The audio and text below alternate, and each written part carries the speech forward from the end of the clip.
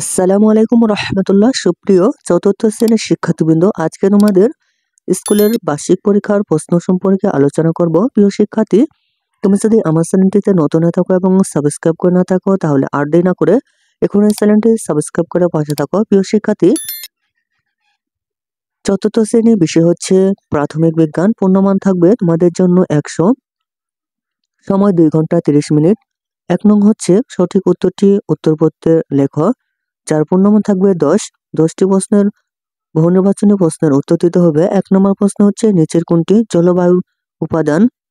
2 নম্বর প্রশ্ন হচ্ছে ধূলিকণা থেকে নিচের কোনটি তৈরি হয়। 3 নম্বর প্রশ্ন হচ্ছে সাপে কাটা রোগের জন্য আমরা কি করব। 4 নম্বর প্রশ্ন হচ্ছে ফাহাদ নামের একটি শিশু পানিতে হাবুডুবু খাচ্ছে, তাকে উদ্ধার করতে তুমি কি করবে।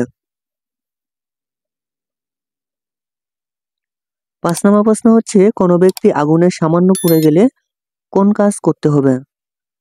6 নম্বর প্রশ্ন হচ্ছে তথ্য যোগাযোগ প্রযুক্তিকে সংক্ষেপে কি বলে। 7 নম্বর প্রশ্ন হচ্ছে রেবন সিলিং নিচের কোন প্রযুক্তি আবিষ্কার করেন।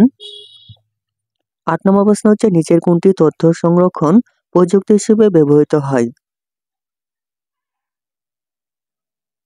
9 নম্বর প্রশ্ন হচ্ছে ক্রমবর্ধমান জনসংখ্যার সাথে স্থান এবং খাদ্যের সম্পর্ক কোনটি।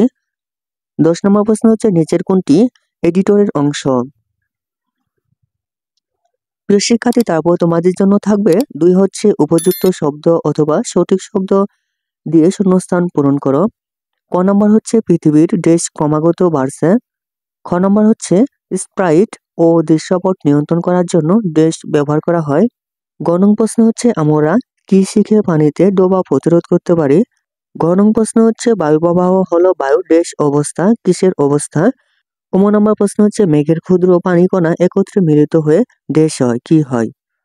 তারপর হচ্ছে 3 নং প্রশ্ন হচ্ছে নিচের শুদ্ধ বাক্যটির পাশে সু এবং অশুদ্ধ বাক্যটির পাশে অসু লেখো। ক নং প্রশ্ন হচ্ছে মানুষের বেঁচে থাকার জন্য খাদ্য ও বাসস্থানের প্রয়োজন। খ নং প্রশ্ন হচ্ছে স্যামুয়েল মর্স টেলিফোন আবিষ্কার করেন। গ নং প্রশ্ন হচ্ছে আগুনে পোড়া স্থানে কমপক্ষে 20 মিনিট পানি ঢালতে হবে। ঘ নং প্রশ্ন হচ্ছে বাংলাদেশের জলবায়ু হলো উষ্ণ ও আর্দ্র। ম নং প্রশ্ন হচ্ছে বিষুবরেখার নিকট সূর্য আড়াআড়িভাবে কিরণ দেয়। 4 নং হচ্ছে বাম পাশের বাক্যাংশের সাথে ডান পাশের সঠিক বাক্যাংশ মিল করো। বাম পাশ ডান পাশ পূর্ণমান থাকবে 8, 2 গুণন 4 8। ক নং প্রশ্ন হচ্ছে বনভূমি ধ্বংসের ফল। খ হচ্ছে প্রাকৃতিক সম্পদ আহরণ। গ হচ্ছে ক্রমাগত বাড়ছে। ঘ হচ্ছে চিকিৎসা প্রযুক্তির উন্নতি। ডান পাশের হচ্ছে পরিবেশের পরিবর্তন। 2 হচ্ছে রোগ নির্ণয় সহজ। 3 হচ্ছে জীবের বিলুপ্তি। 4 হচ্ছে জনসংখ্যা। 5 হচ্ছে সীমিত।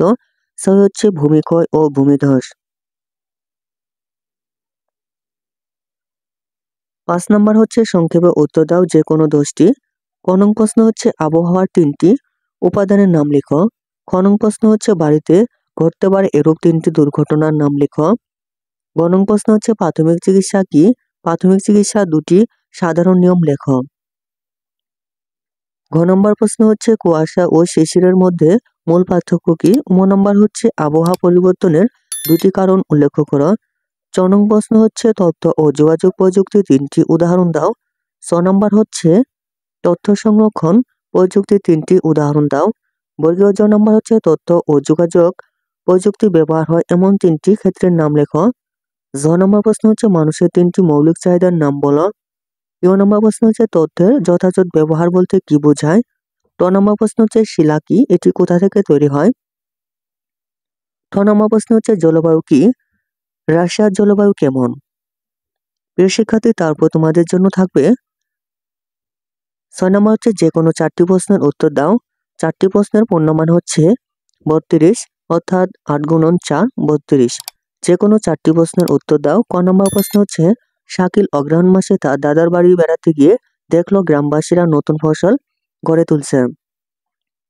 সে কোন ঋতুতে বেড়াতে গিয়েছিল। বাংলাদেশের 6টি ঋতুর একটি করে বিশেষ বৈশিষ্ট্য উল্লেখ করো। খ নম্বর প্রশ্ন হচ্ছে পানির অন্যতম প্রধান উৎস কোনটি। কৃষিকাজে এই উৎসটি 2টি গুরুত্ব লেখো। অতিবৃষ্টির 5টি ক্ষতিকর দিক উল্লেখ করো।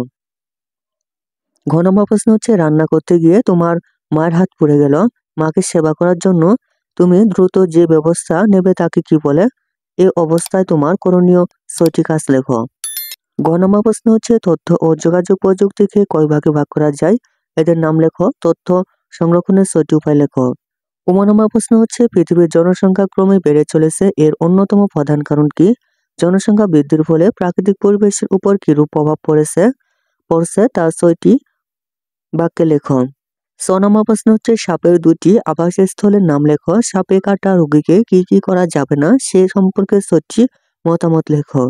প্রিয় শিক্ষার্থী, এ ছিল তোমাদের 4th শ্রেণীর প্রাথমিক বিজ্ঞান বইয়ের স্কুলের প্রশ্ন। প্রিয় শিক্ষার্থী, পরবর্তী পরীক্ষার প্রশ্ন পেতে চ্যানেলটি এখনই সাবস্ক্রাইব করে রাখতে পারো।